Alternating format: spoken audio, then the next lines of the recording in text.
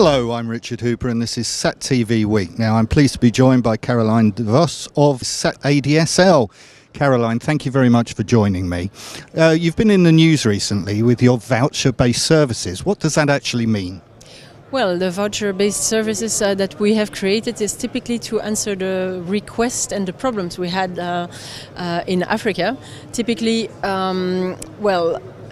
it was very difficult sometimes to sell services and to get paid for it, especially in a country like in Africa. So instead of just waiting on the money and cutting down the service when we were not paid, we decided to have a prepaid kind of service where people could buy either capacity in time or in volume and prepay the services. So basically it's like on a mobile phone a scratch card or something like that, so a voucher, really a voucher. So this opened really access to the services to a bigger community, really the end users, and also it gave us the security to be paid for what we sell.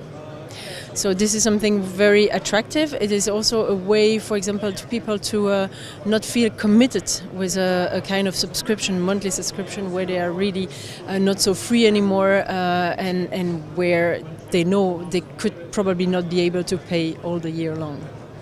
Now this has opened up new business channels, hasn't it, with upstream and downstream. Tell me a little bit more about that. Yes, exactly. So because we probably are the first that did this on satellite links. This is something that started to attract a lot of operators, being satellite operators or teleport operators.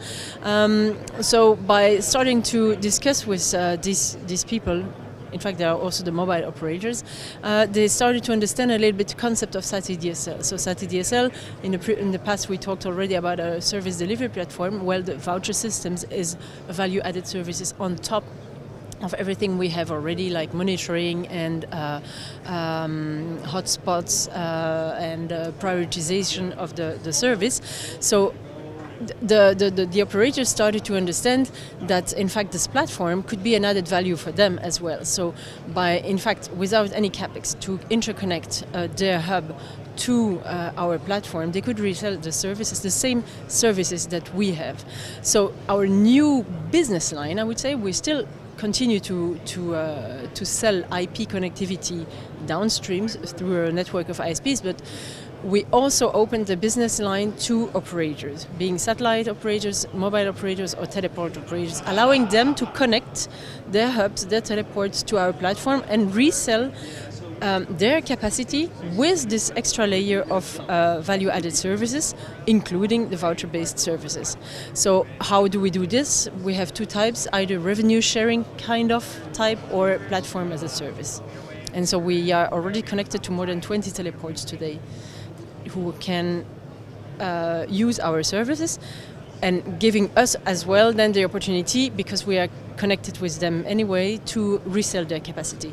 So basically today we almost have a worldwide coverage, because we are connected to all these teleports and offering capacity from them around the globe.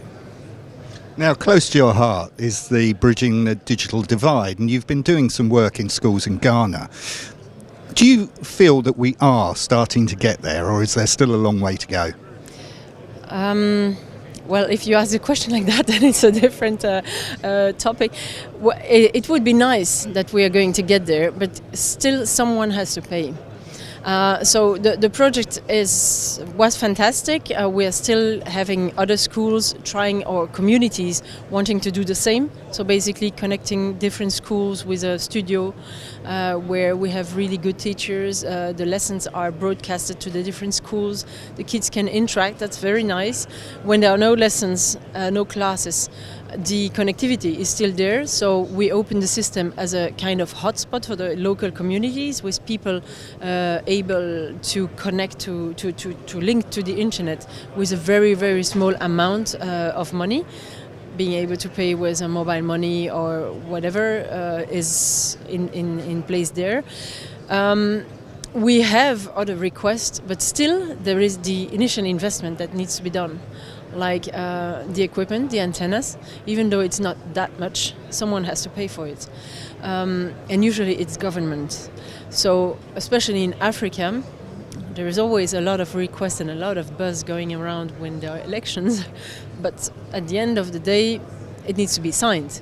It would be very, very nice if it would be signed at the end. I think the concept is perfect, but we need more help probably. Not SatADSL, but the communities need more help subsidizing, to be subsidizing the concept. Thank you very much, Caroline.